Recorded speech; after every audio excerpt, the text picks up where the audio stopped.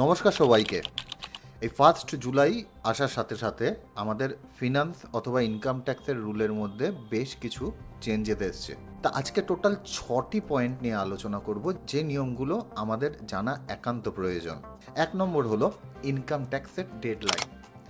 জুলাই আমরা জানি ম্যাক্সিমাম মানুষ যাদের ইনকাম স্যালারি থেকে আসে অথবা পেনশন থেকে আসে, তাদের ইনকাম ট্যাক্স রিটার্ন জমা করার যে লাস্ট ডেট থাকে সেটা 31 জুলাই।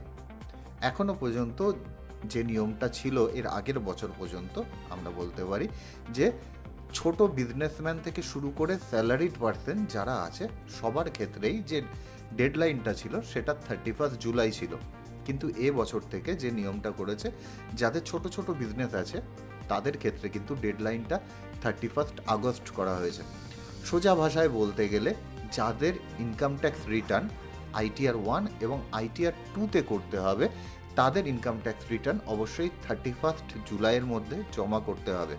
কিন্তু যেসব ব্যক্তি তাদের ইনকাম ট্যাক্স রিটার্ন আইটিআর 3 অথবা আইটিআর 4-এ জমা করেন, তাদের ক্ষেত্রে কিন্তু ইনকাম ট্যাক্সের যে ডেডলাইন সেটা 31 অগাস্ট করা হয়েছে।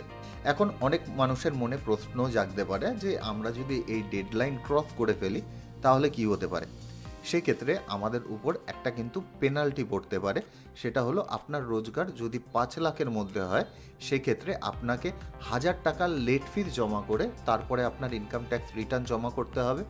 এবং আপনার রোজগার যদি 5 লাখের ওপরে চলে যায়, সেক্ষেত্রে কিন্তু আপনাকে 5000 টাকা পেনাল্টি দিতে হতে পারে। সুতরাং এটা অবশ্যই মাথায় রাখবেন, জানি ডেডলাইন আপনার ক্রস করে না যায়, যাতে ইনকাম ট্যাক্স রিটার্ন জমা করার জন্য এই এক্সট্রা লেট ফিজ আপনাকে পেমেন্ট করতে না হয়।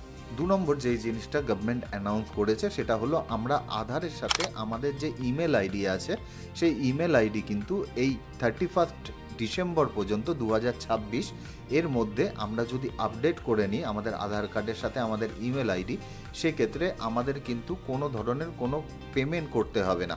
উইদাউট এনি পেমেন্ট আমরা এই আধারের সাথে আমাদের যে ইমেল আইডি সেটা কিন্তু অ্যাটাচ করে নিতে পারবো।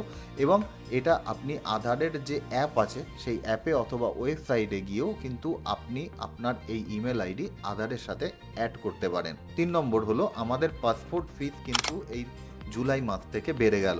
জুলাই মাসের 1 তারিখ থেকে যারা পাসপোর্টের জন্য অ্যাপ্লাই করবেন তাদের ক্ষেত্রে এই ফিস অনেকটা অংশেই বাড়লো। যেসব ব্যক্তির ক্ষেত্রে 1500 টাকা পর্যন্ত আপনার পাসপোর্ট অ্যাপ্লিকেশনের জন্য লাগতো, তাদের ক্ষেত্রে এখন থেকে 2500 টাকা পর্যন্ত আপনার পাসপোর্ট অ্যাপ্লিকেশনের জন্য দিতে হবে। এছাড়া এই নর্মাল পাসপোর্টের ক্ষেত্রে আমরা দেখি 36 পেজের পাসপোর্ট হতে, কিন্তু কোনো ব্যক্তি যদি 60 পেজের পাসপোর্ট বানাতে যান সেক্ষেত্রে আগে তাদের 2500 টাকা খরচা হতো, এখন কিন্তু সেটা বেড়ে 3500 টাকা হয়ে দাঁড়ালো। 4 নম্বর হলো আরবিআইয়ের strict guideline for mis selling. অনেক ক্ষেত্রে দেখা যায় যে ব্যাংকে গিয়ে অনেক ব্যক্তি অনেক ধরনের প্রোডাক্ট, ফিনান্সিয়াল প্রোডাক্ট বিশেষ করে মিস সেলিং করা হয়। কোনো লাইফ ইন্স্যুরেন্স পলিসি হোক, কোনো মিউচুয়াল ফান্ড হোক। আমি পার্সোনালি অনেক ব্যক্তির ক্ষেত্রে দেখেছি সে হয়তো কোনো লাইফ ইন্স্যুরেন্স করাতে গেছে কিন্তু তাকে দেখা গেছে মিউচুয়াল ফান্ড করিয়ে দেওয়া হয়েছে।